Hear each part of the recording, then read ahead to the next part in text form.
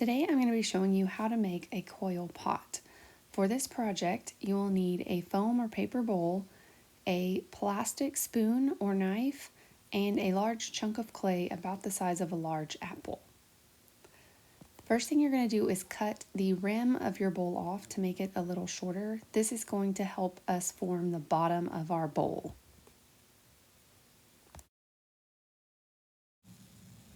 So to start with the bottom of our pot, we're going to pull off a chunk of clay and we're going to roll it into a ball and then flatten it like a pancake or a tortilla.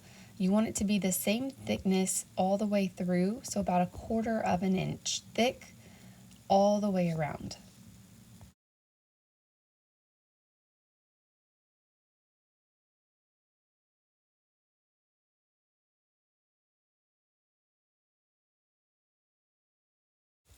Once you have it the same thickness all the way through and it's pretty round, you're going to gently press it into your foam bowl to form the bottom of your pot.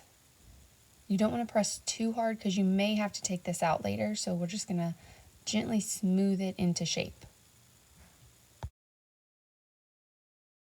To start building the sides of our pot, we're going to take another chunk of clay and roll it between our hands, and then roll it on the table to make a long snake or a coil. We want our coil to be about 1/2 inch thick all the way around.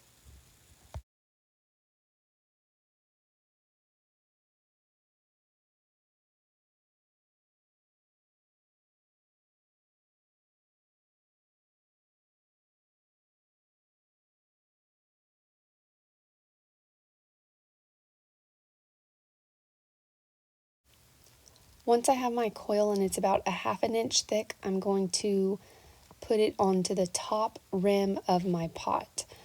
By placing it on the top rim, that's going to make my pot go straight up. If I were to place it on the outside, it would go out. If I do it on the inside, it's going to go in. So I'm just gently placing the coil on top of my rim, and then I'm going to use my thumb or first finger to smush the coil onto the base of my pot all the way around on the inside, and then I will do the outside also.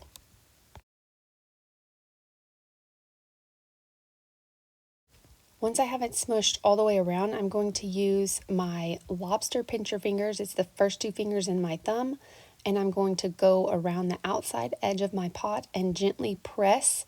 This will help make my pot the even 1/4 of an inch thickness, and it will also add height to my pot.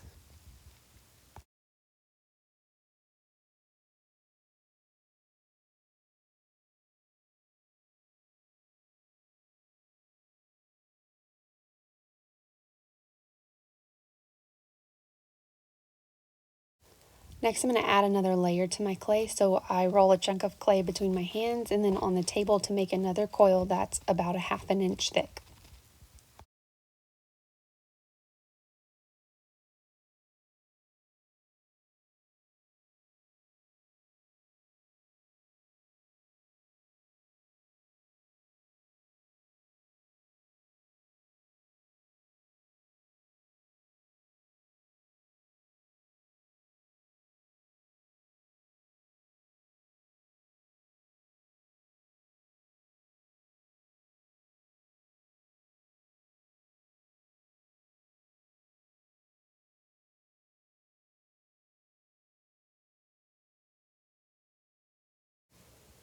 Once I have my coil made, I'm going to place it on the top of my pot.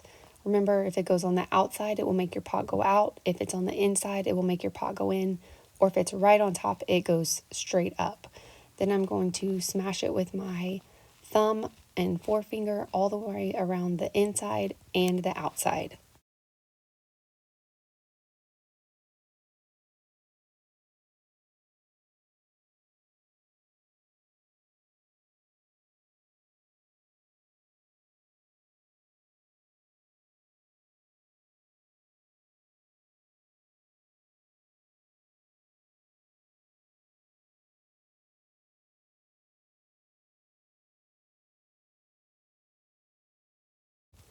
Once the coils are blended together, I'm going to use my lobster pinch, the two first fingers in my thumb, to smash around the outside to get an even 1/4 inch thickness for the edges of my pot.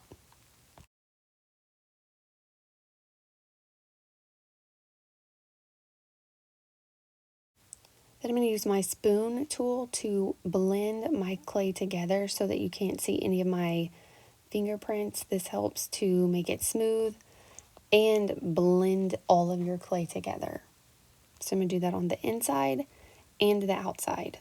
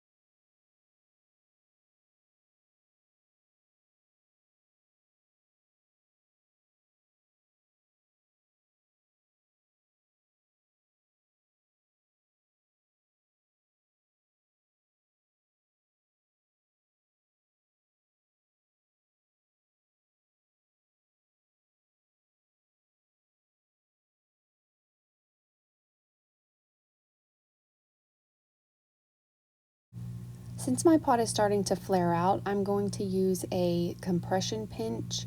I'm using my two lobster fingers and I'm kind of pushing them together as I go around the outside of my bowl.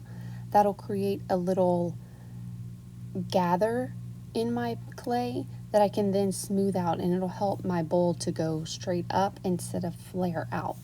So I'm going to do that all the way around and then smooth out the little gathers.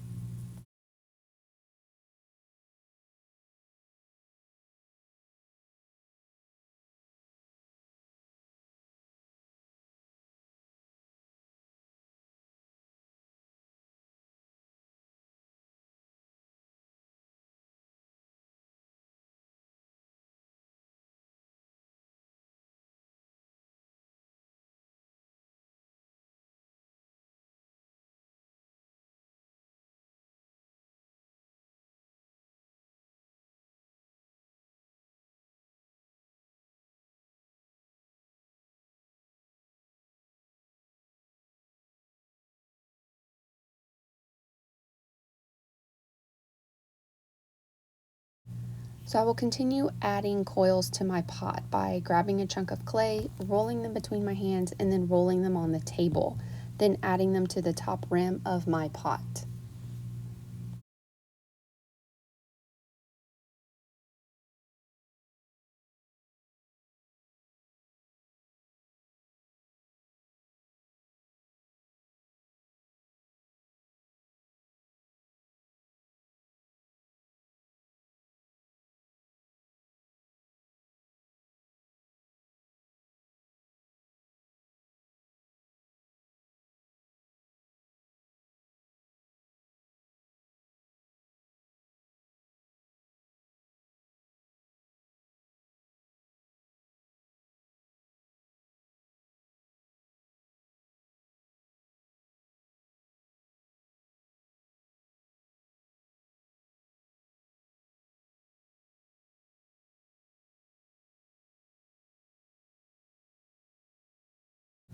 Then I smash the coil to the base of the pot on the inside and the outside, and I will use my spoon to smooth it all together.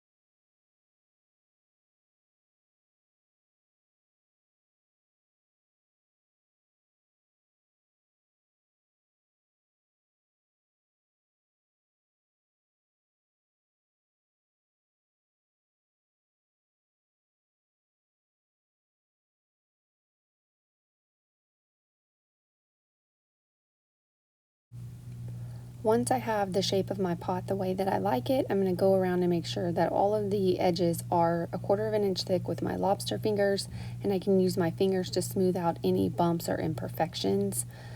Once that is how I like it, I'm going to cover it gently with a plastic bag and let it dry for a day.